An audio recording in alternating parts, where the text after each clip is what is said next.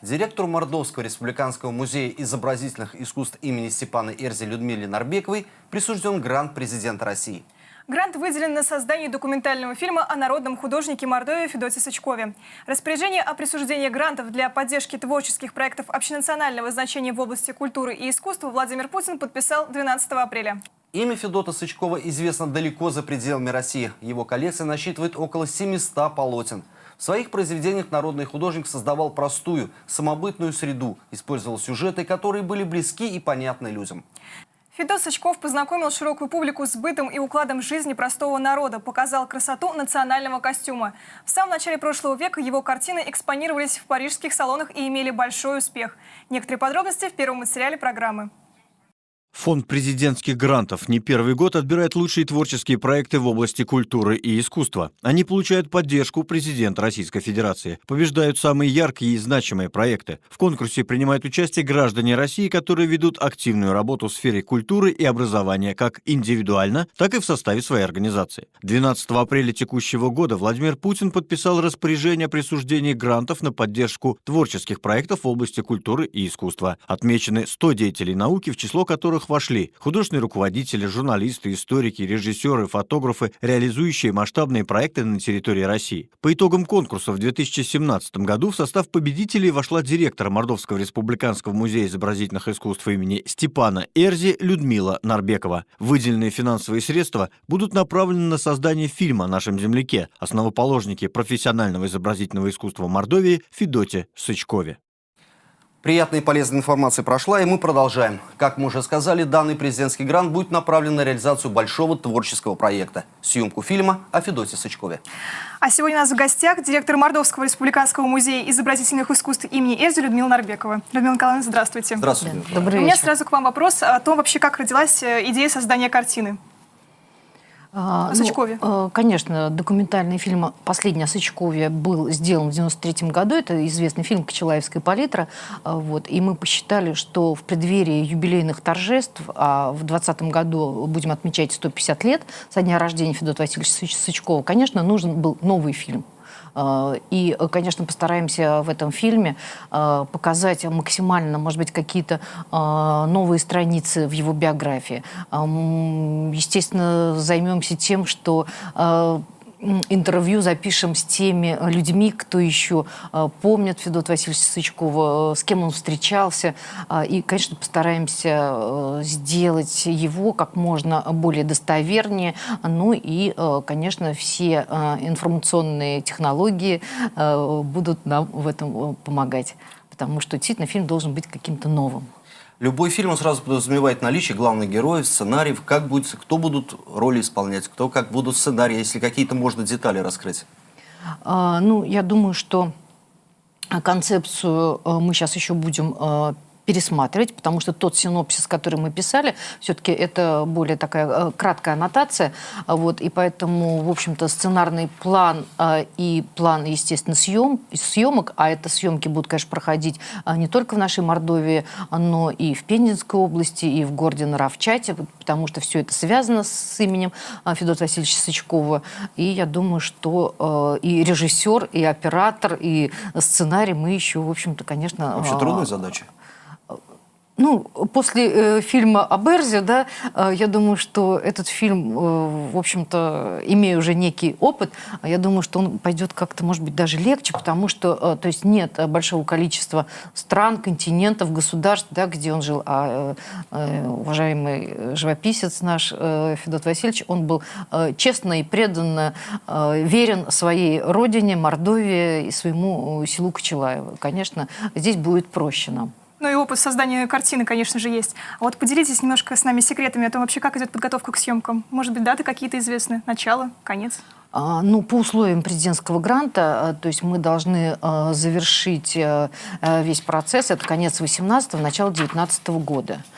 И в преддверии того, что ожидается большой ремонт у нас в доме-музее в селе Кочелаево, то, конечно, наша задача снять дом до ремонта, в общем-то, потому что и уже потом после ремонта.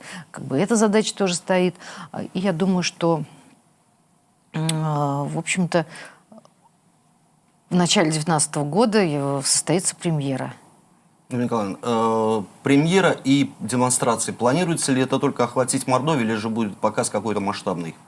Ну, я думаю, что как сейчас вот фильм о творчестве Степана Эрзя, да, то есть он шагает и участвует во многих конкурсных фестивалях, программах, и в далекой Аргентине, да, завоевал гран-при.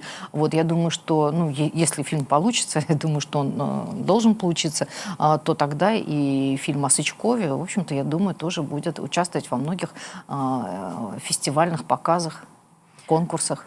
Вот Федот Сычков не единственный мастер, и вообще у нас в республике есть и другие тоже художники.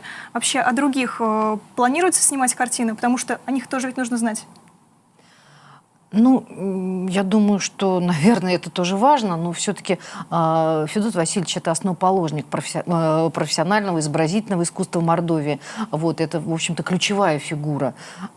И, в общем-то, ныне здравствующие, живущие художники, да, у нас Союз художников насчитывает уже 90 членов. Вот, я думаю, что, наверное, конечно, со временем будут сниматься еще фильмы о наших замечательных художниках, потому что, конечно, это интересно посмотреть, познакомиться с творчеством того или иного автора.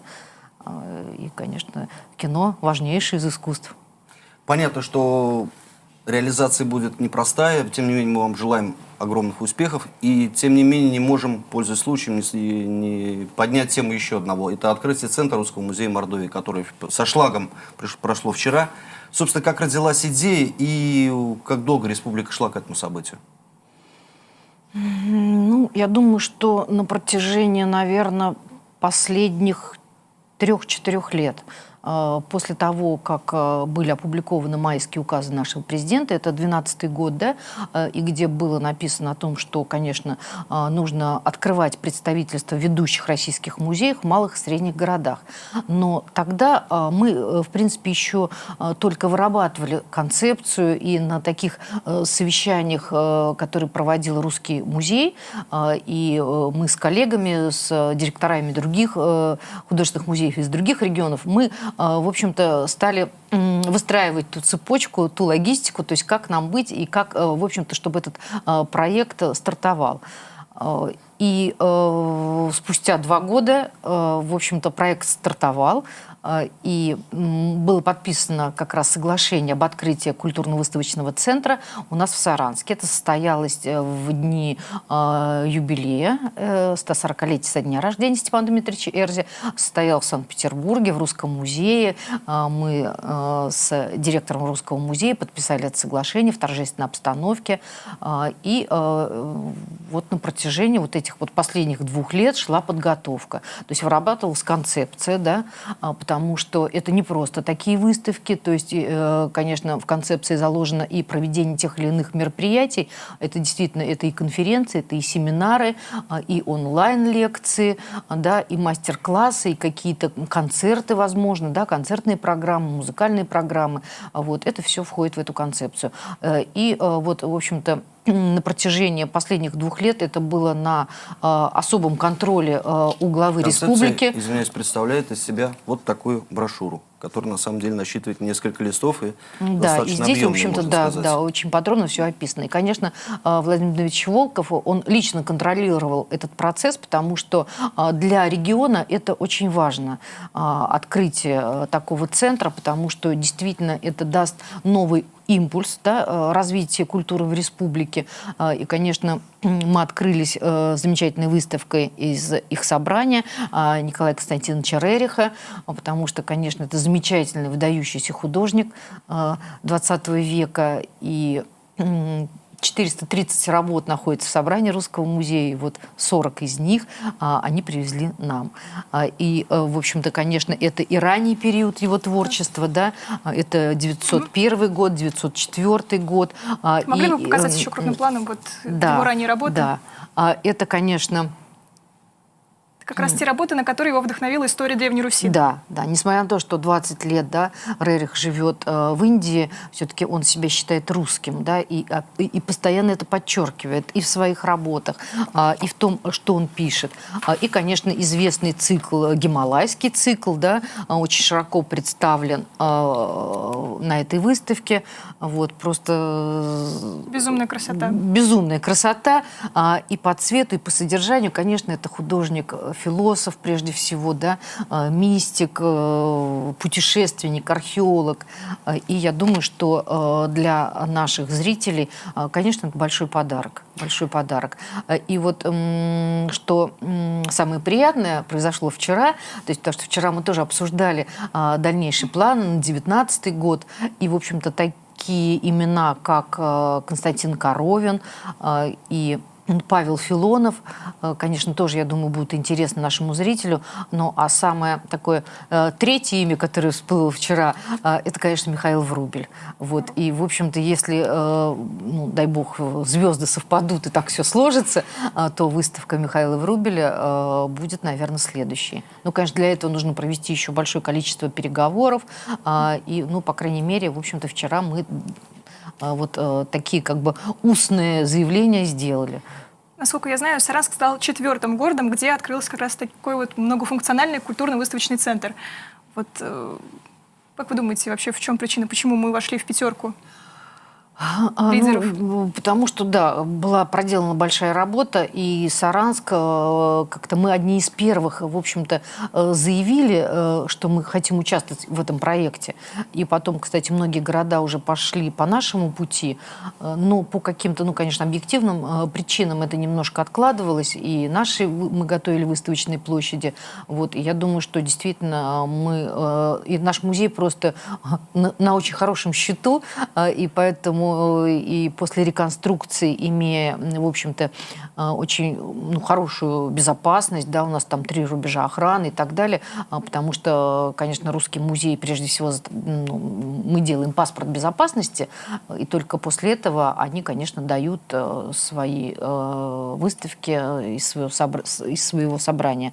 Вот, я думаю, что это общая победа нашей республики, потому что наконец-то все это состоялось, и я видела радость в глазах наших посетителей, что действительно Рерих у нас, в нашем Саранске, в нашей Мордовии. Другие центры, которые будут создаваться, взаимодействие нашего центра с ними как-то будет осуществляться? Мы говорили вчера о логистике, потому что действительно, наверное, но опять же, города вот пока, они очень далеко, там Мурманск, да, Ярославль, ну, Ярославль, понятно, ближе, и поэтому Казань. Возможно, что все-таки мы как-то будем объединять свои усилия, потому что все-таки, конечно, требует определенных затрат, и как-то будем минимизировать эти затраты. Ну, по крайней мере, это сейчас обсуждается. Вот. Ну и, конечно, да, мы все слышали, опять же, в послании президента также звучало именно то, что доступность музейных фондов широким слоям населения и открытие вот таких многофункциональных культурных центров в регионах. Вот. Такой большой крупный центр открылся, знаете, в Владивостоке, вот, который тоже под, в общем-то, такая большая и концертная площадка, и театральная, и выставочная. Вот сейчас сравнительно недавно открылась в Рязани выставка Эрзи. Мы туда приехали с... Сычкова. Простите, пожалуйста, Сычкова. Приехали туда, показали работы. И вообще, планируются ли у нас выезды с нашими работами нашего музея в другие города? Ну, давно мы ведем переговоры. Вот как-то Рязань такие оказались очень настойчивые в этом плане. И конечно, будем в 2019 году ждать выставку из их собрания. И давно мы, конечно, ведем переговоры с Казанью. Они у нас очень просят уже много лет коллекцию Степана Эрзи, а они нам привезут Фешина. То есть Николай Фешин тоже замечательный художник, живописец. Вот, и мы давно, в общем-то, хотели бы показать Фешина на нашей площадке. Поэтому, вот, наверное, из такого близлежащего, то есть это Казань. То есть вот такой обмен. Вообще межмузейный обмен, конечно, опять же приветствуется, потому что действительно фонды у музеев огромные, и, конечно, это надо показывать. Николай, это один из сюрпризов, который был преподнесен уже в этом году. Какие-то еще раскроете тайны, что ожидает еще в этом году ценители искусства? Ну, конечно, мы готовимся к чемпионату мира по футболу. Кстати, как музей готовится к чемпионату? Очень насыщенно, потому что готовим «Артспорт 2018». Это наша будет республиканская выставка. То есть наши мордовские художники современные, пишущие о спорте, вот, выставят свои новые совершенно работы. А также один из залов будет отдан под детское творчество, потому что дети тоже на протяжении уже последних, там, я не знаю, по-моему, полугода, они тоже пишут на эту тему. Вот, и поэтому я думаю, что большая будет такая интересная выставка о спорте. Дальше фотовыставка бразильского фотографа известного, да, который снимал, в общем, по-моему, в 110 странах мира снимал все о футболе. И профессиональном, и непрофессиональном. Вот, так что я думаю, ну, в общем-то, сейчас... Ну, переговоры уже на стадии завершения. Он сам не сможет приехать, но свои работы, свои фотографии мы разместим в музее. А помимо вот подготовки к чемпионату у нас еще какие-то события ожидаются? Ну и, конечно, самые крупные события осени – это мы принимаем большой проект «Красные ворота против течения». Он также, в общем-то, на протяжении, по-моему, 3 или 4 лет ведет свою работу, выходит академическое издание. Это делает Российская академия художеств совместно с Министерством культуры Российской Федерации. И как раз мы будем участниками. Сначала эта выставка откроется в Казани, потом переедет в Тольятти, из Тольятти переедет в Саранск, из Саранска переедет в Москву. И в Москве уже пройдет финал, где будут озвучены победители, и каждый регион учреждает премию. Мы учредили 4 премии имени Федота Васильевича Сычкова, и поэтому будет в торжественной обстановке, в общем-то, будет проходить вручение. Я думаю, что наши талантливые живописцы, графики, скульптора обязательно будут номинантами. Людмила Николаевна, спасибо вам большое за беседу. Спасибо. А мы благодарим и напоминаем вам то, что у нас в гостях была директор Мордовского республиканского музея изобразительных искусств имени Эльзы Людмила Нарбекова.